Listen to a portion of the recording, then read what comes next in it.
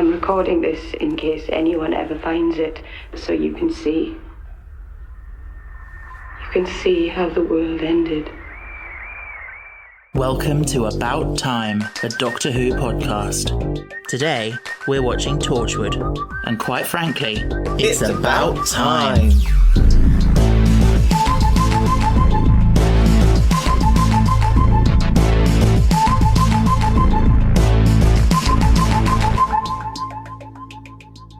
Oh my god. Hello. Hello. Day 5. Technically day 4 for us still. Well, yes, this is a very rare... So even though I don't normally like doing this because I get tired. Yeah, because we did it once. I think we did it for Human Nature and Family of Blood, because you demanded to watch straight on and see what happened.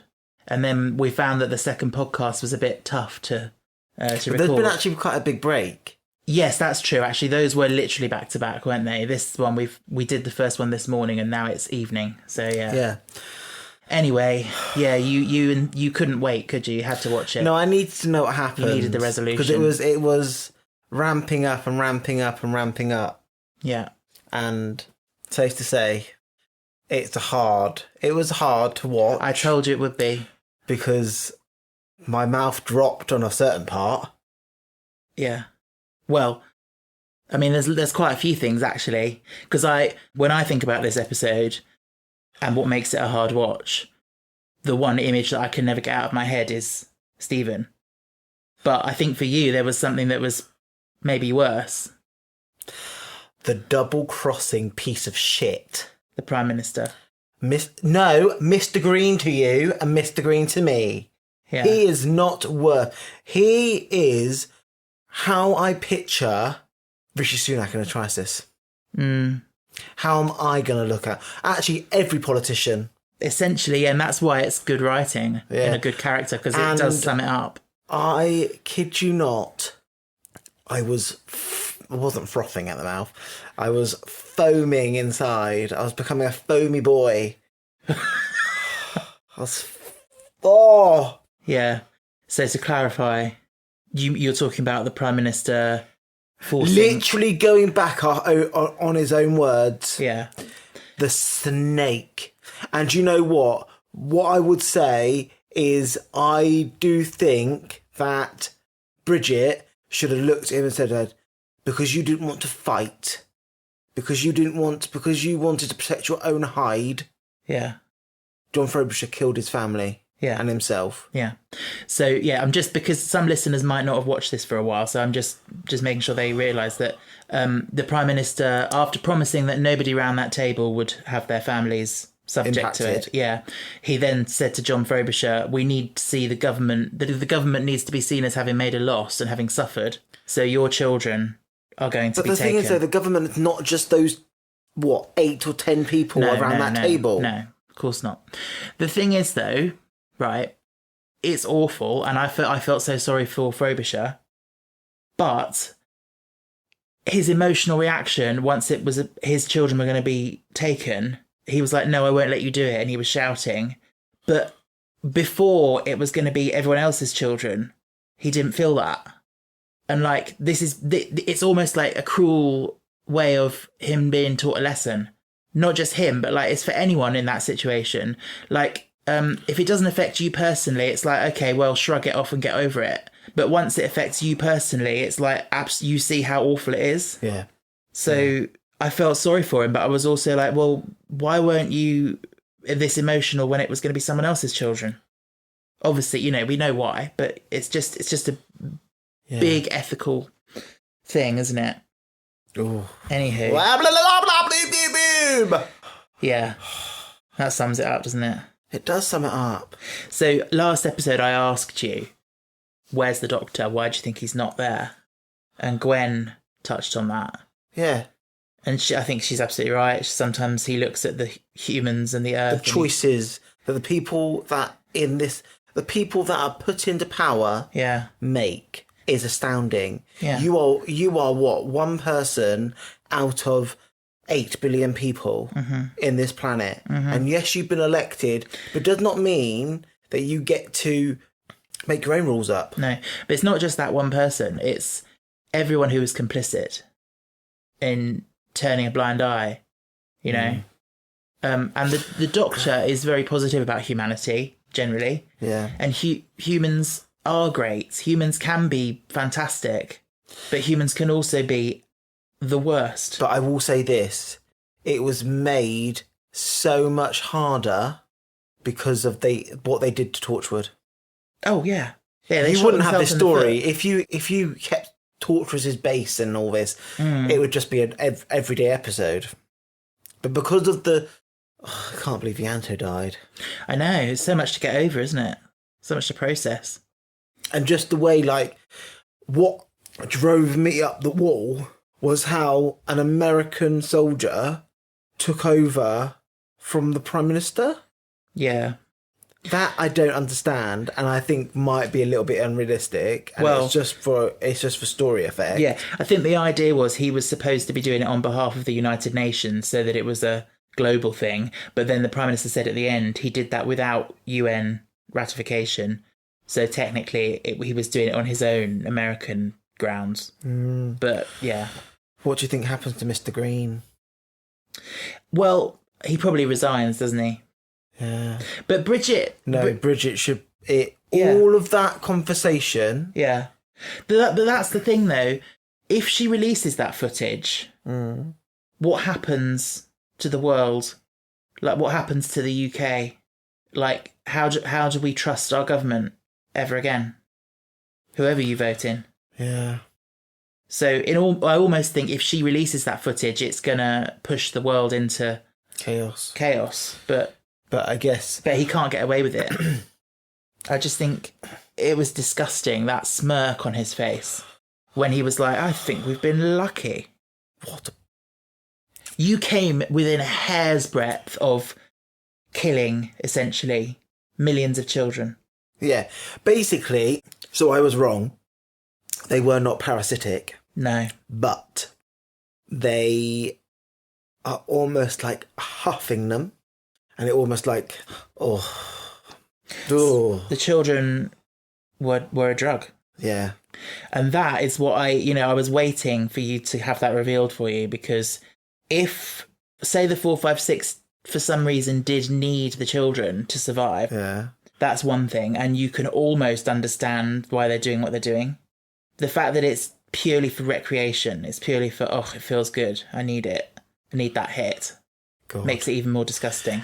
So Gwen said in the last episode that her husband was in a secret location ready to press send on the footage. And then this episode, they cut to him just sitting on a park bench in the middle of, like, in front of Westminster. Yeah, that's classic. Is that a secret location? Yeah. Is it? Yeah. Because only they know where he is. Yeah, but they know what he looks like. Anyone could track him. He's in a park. Yeah, I just thought it was funny. When she said secret location, I was picturing some, like, basement or something. Do you think Torchwood's still around? Or it's been dismantled now? Well, there is a Series 4. So you'll have to wait and see what happens there. But essentially, at this point where we've come to, what do you think? I think that Gwen is on maternity leave. Yeah. Because she needs a break, mentally and for the baby. I think Jack needs a break. So there's no one running it. No, there is no Torchwood now. There's no Torchwood. It's gone. The base is gone. It's defunct. Yeah. Yeah, Jack obviously needs to go and, like, work through his guilt, doesn't he? But the thing is, though, how do you choose one child out of... Well, he didn't choose him. It was just that he was the nearest child. That's the thing. It sets it up that, Stephen's going to be fine. Stephen's going to be safe. Yeah. You like Stephen because he's a nice character. He's just simple. Yeah. And then suddenly it's like, we need a resonance. You know, actually, I was thinking, because knowing how good you are with stories and, like, predicting twists and turns, I was thinking earlier about they've made Alice and Stephen a part of this all the way through, and nothing's really happened to them. And I was wondering if you were going to think, is something going to happen there? So I was thinking to myself that I didn't think anything was going to happen to Stephen. I thought it was all to do with really Alice. Yeah. But then what was Stephen there for at the end of the day? Just tagging along. Yeah. Well, he was there because he was needed in that resolution. But yeah, it's the bleakest thing and the darkest thing that we've watched for this. Oh, Dekker loved it. He was like, "That's gonna fry." I was going to say that I don't know what his problem is, what is wrong with him, but he is a sick, twisted individual. Yeah, I think he thinks he's smarter than he is. Yes. Oh, because everything Jack said, he was like, "Don't you think there's people working on that all over the world? That's never going to work." And then, but it was that sick little smirk he did about that kid's going to fry. Yeah. Yeah. And also, I don't know the name of the actress who played Alice. But she was That phenomenal. plea of cry of anything. Oh my God, that. And it's when they say, "Why?" Yeah. And it's like, I don't understand why it had to be a child. I don't know, but that's the frequency that the 456 were on when they were using the children to communicate before. Yeah. So yeah, it makes sense. But no, I mean, Alice had like the stage where they were realizing that they needed a child, and she was keeping up with Jack's thoughts, and she's going, Dad, no. And then there's Johnson saying, "We don't have time, you've got to do it," on the other side. And then when she ran off, like to go and get her Stephen, and she couldn't get to him. It's just horrific. Yeah. It was so sad.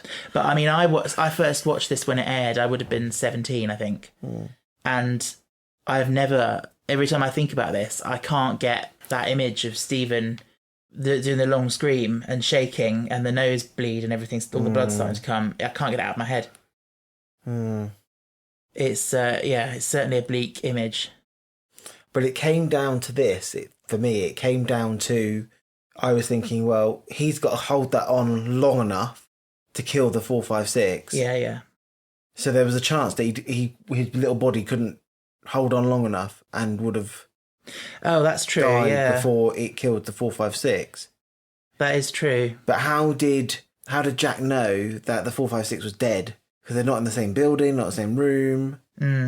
Yeah. Yeah, and also we've only ever seen one 456, the one in the tank, and obviously we saw that explode and get teleported away. We don't know what happened to the others. We can assume we saw that kind of thing in the clouds go poof.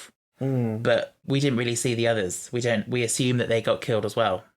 But I mean, again, you can't answer this question, but in Jack's position in that moment, do you think he made the right call? It's that classic thing, isn't it? Kill one to save millions. Exactly. In a way, if you think about it, you could call Stephen a hero. Yeah, a martyr. But any mother would fight tooth and nail. Yeah.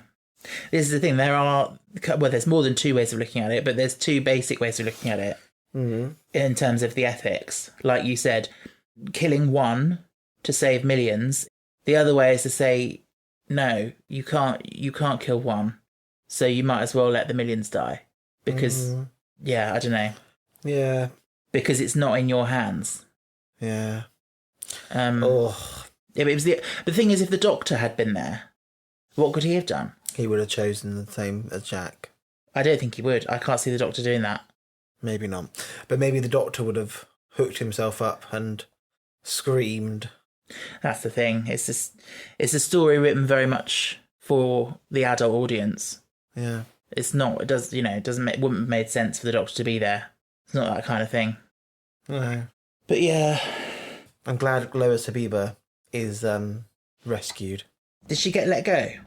Did she? I don't remember that. The lady at the end said, "I will deal with her." Oh release. Yes. And imagine Bridget running Torchwood. Oh, I don't think so. It's funny though, because she's been quite an unlikable character through most of it, and she did the right thing at the end, and she followed the right moral path. Yeah. Or was it for the good of the country, or was it revenge because of what he did to Frobisher, who she was obviously in love with? Yeah. I'm hoping that Lois basically told her that I didn't have sex with him. Oh, yeah. So should we talk about Frobisher asks for Requisition 31? Yeah, which is a gun. Turns out to be a gun, yeah. What? Why did they need a fancy name, Requisition 31? Well, requisition is when you acquire some sort of property, you know. And in government, you can do these things if you've got the right paperwork, I guess. But what?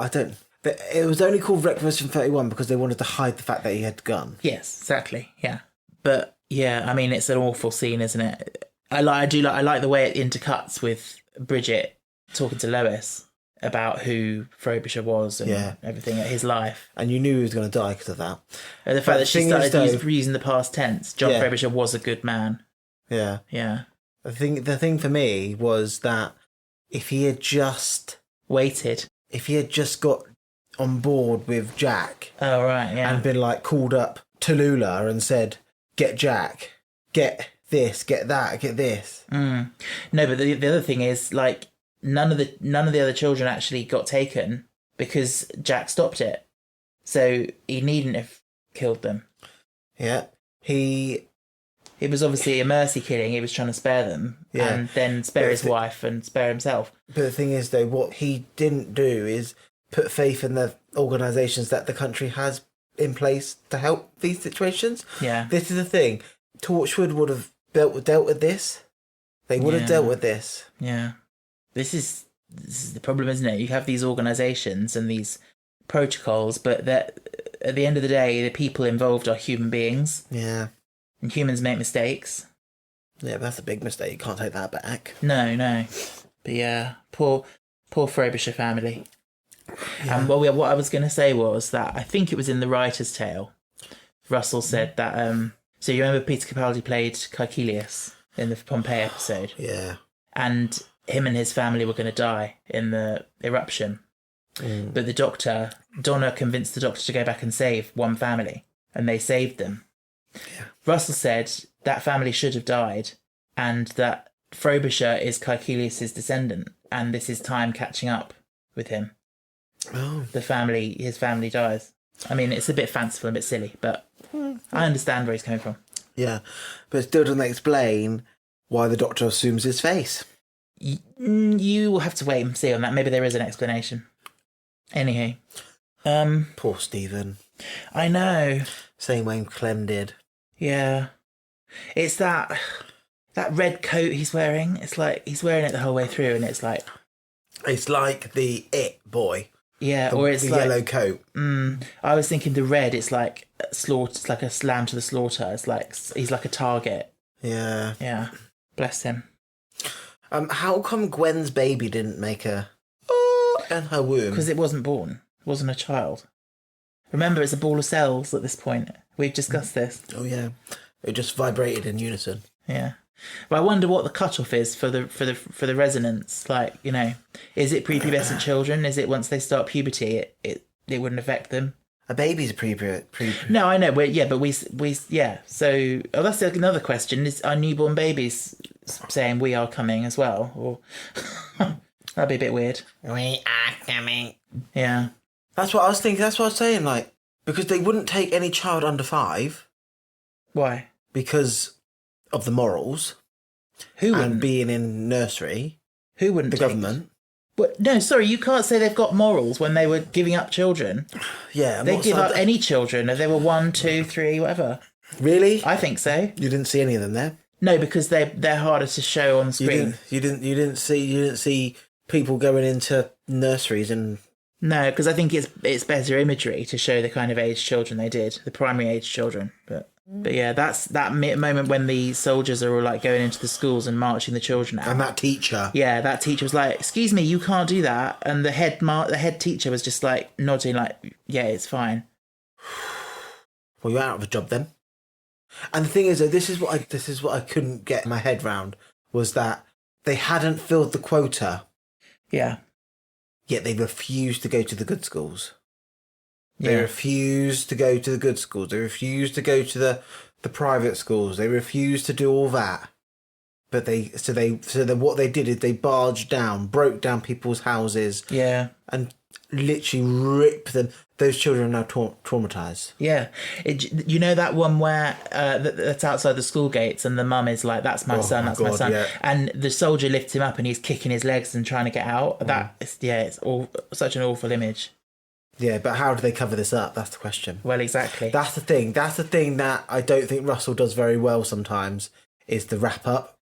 Okay, yeah. Is that, yes, we've seen, thingy's going away. Yeah, No, I want to see what happens. What's England like after Yeah. this? What's England 6 months later? Like, that's what I want to know. That's what I want to. Yeah, you know what I mean. I do know what you mean. I think like when you watch things like this, and yes, you get like a 6 months later. I really just think sometimes you only did that so you can show that Gwen's 6 months pregnant. Mm-hmm. You can show and 3 weeks, 7 months, basically. Yeah. Yeah. Show that Jack is dealing with hard stuff, and he needs to go off to, I don't know, sex land. I don't know. No, I don't think so. I don't think he's sightseeing and having fun. He will get addicted to stuff. I think he's going off to just spend some time by himself and just, yeah. Yeah, it would have been nice to see. But I think you just have to look at COVID. I know I keep mentioning COVID, but that was a ridiculously that shook up the world and shook up life in this country and all over the world. Mm. But we adapt and we move on. I think, so the government will find a way to. Yeah, but the thing is, I just think like you can't have. It needed more. It needed more resolution. Yeah, I do think it maybe could have done with an episode 6 and like the turmoil, like Yanto's funeral could have been quite a good one. Yeah. The headlines and like. Yeah, it does make you think more like a. I did like that the fact that Alice just didn't even walk past him. She found another way outside the hospital. Yeah, that look. I mean, there are no words, are there? Your own fucking grandchild. What could you say? And he will never see her again. No, he won't. No. Yeah, that poor woman. Stephen was her life. Yeah. And now she has nothing. Yeah. I should look up what the actress' name is because I keep complimenting her and I don't know what her name is. Lucy Cohu was the actress's name. And you did a good job, Lucy Cohu. Yeah, fantastic. Yeah. So, oh my God. Kai Owen. Oh my God. When they loop back round and he's filming Gwen. And that tear, that and single it's just tear. like, he loves that woman. He is a sweetheart. I really thought when Gwen was the only last one running with that child, I thought they were going to shoot her. You thought she'd be gone as well? Yeah. Yeah, that would have been too much. That would have been absolutely heart-wrenching. But they're both such good actors, but that scene where he said to her, "You didn't really mean it, did you, about getting rid of it?" And she just hugs him and she's like, "No, I wouldn't do that to you, sweetheart. I would not do that. No, I would never do that to you." Like, because she knows how much being a dad is important to him. Yeah. I know it's her body and her choice, but they are a unit. They are a team. Yeah. And yeah. I love them. They are great. Spin-off. Well, there's a series 4. The spin-off is that Gwen and Reese have a sitcom. Oh my God. Their life together. And they have a pet dog that's an alien. For fuck's sake. What about, there's the baby there as well? Yeah, baby. Mm.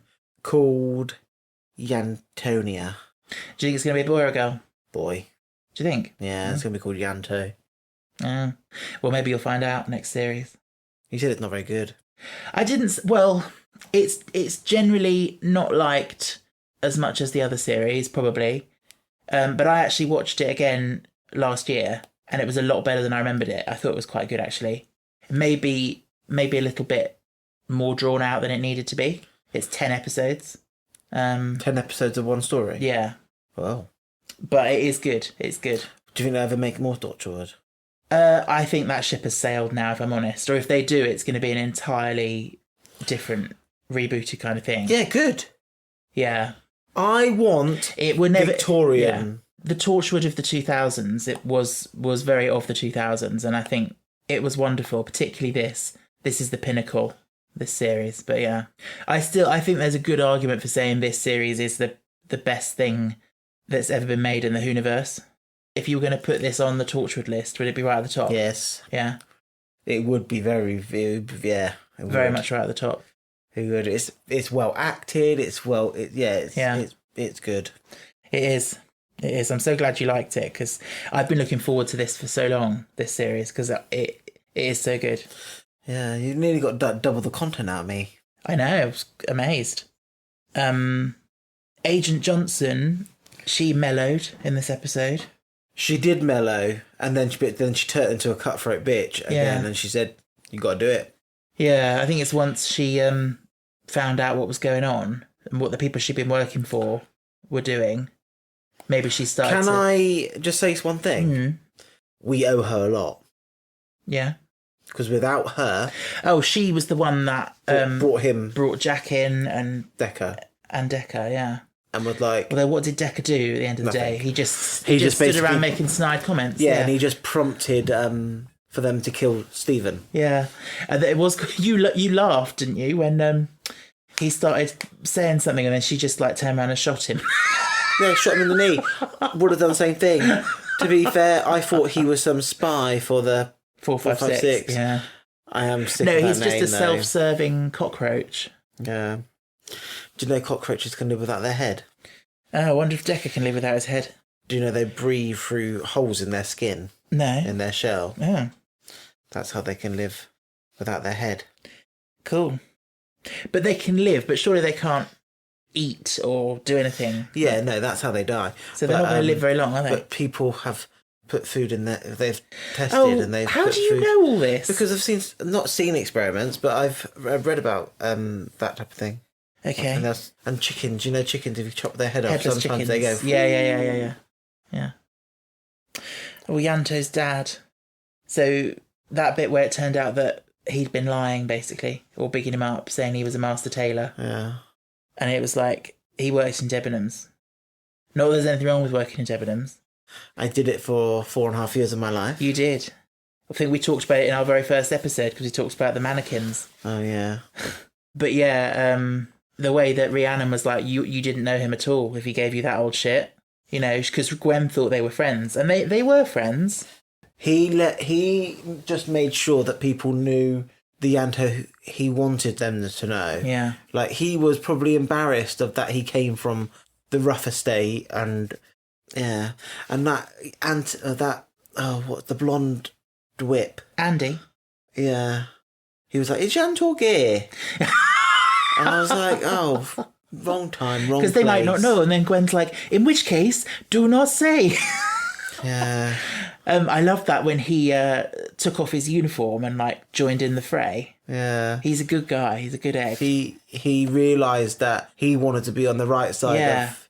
And I mean, he's a weed. Like, he was never going to be much use in the fight, was he? But he got stuck in. Yeah. Bless him. Yeah, and he still has a thing for Gwen. Oh, yeah. Who's the father? Not Owen, because he's dead. No. Could have been Jack. It's not Jack's, because I don't think he and Gwen have ever had sex. Yeah, I don't know. I feel like throughout the whole show, they've been trying to sort of allude to something between them. No, I don't. I think it turned very platonic very quickly. Yeah.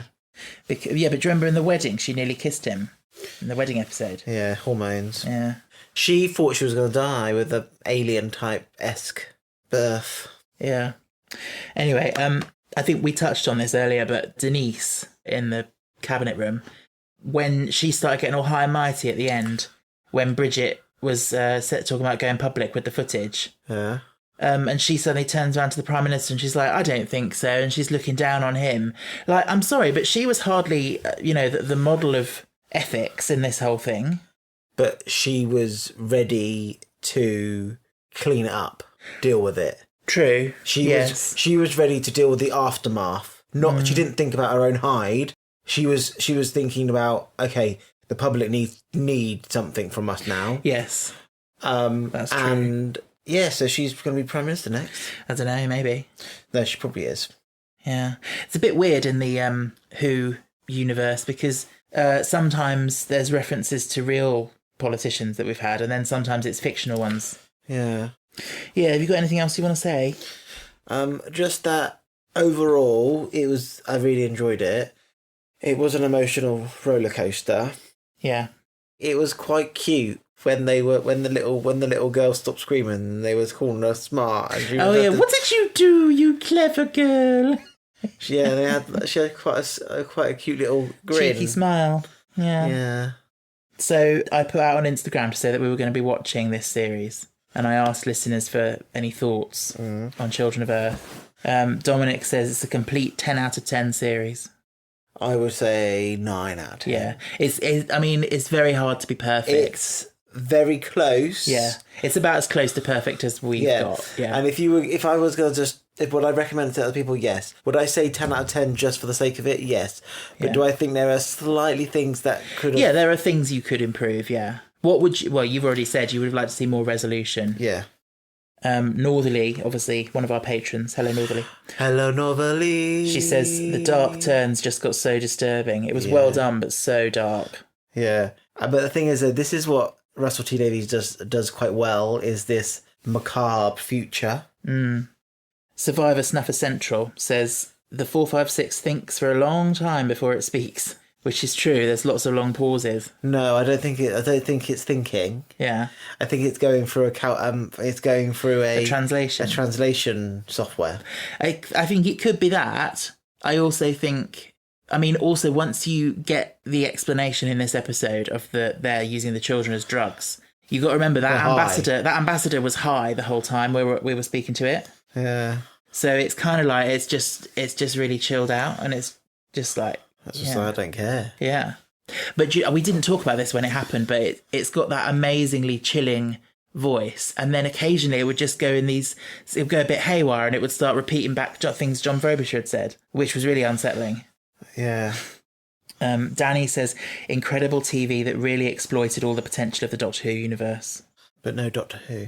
No, yeah, on that note, Smack Prowling says, I feel like a big thing to talk about is why did the Doctor completely ignore this? Does he know? I mean, I think he does. He has an awareness of what's going on. I think he was dealing with other things. Yeah. Like, he can't be everywhere at once. No. Yeah. Sarah says, love, love, love, perfection makes me feel sick and terrible about the state of the world, but like in a good way. Yeah. She said it's the best season of Torchwood and changed her life after watching. Some people have got some mixed things. Some people have said it drags a little. Someone says it's okay, not the best. I guess it depends on what your taste is, I suppose. Yeah. I do think the beginning drags. Yeah. The first 2 episodes drag. They could have been condensed down into 1 episode. That I can understand that as your opinion. For me, I think the pacing's perfect as it is. I think it works for me. That it sort of builds up. An Awful Jack says, not just the best Torchwood series, but one of the best things I've ever seen on British TV. Awful Jack? His name is An Awful Jack. He runs a podcast called An Awful Lot of Running. Oh, I was just going to say it's quite apt that we're... Oh, Awful Jack, yeah. We just watched An Awful Jack. Indeed. Existing Person says, the best series of Torchwood, but absolutely the most traumatising. Yeah. And Anto says... Anto? Anto, yeah. We've got a Yanto and an Anto. Cool. Anto says, absolutely brilliant, but heartbreaking at the same time. Yeah. Yeah. Absolutely true. So, yeah, there we are. There we are. How do you feel? Tired. Yeah, I meant about Torchwood. Oh. I found it hard to be funny in this episode. Well, yeah, it is a very dark episode. So remember originally when I was going to have us do combined episodes, we were going to do 4 and 5 in this episode, which would have meant we'd had to cover Yanto's death and everything that happened in this episode. And I do think that would have been too much. It would have been too much. We needed to do episode. Yeah. So yeah, it was always going to be a cheery episode. Yeah. Not. But yeah, it's a very good story, very good piece of television.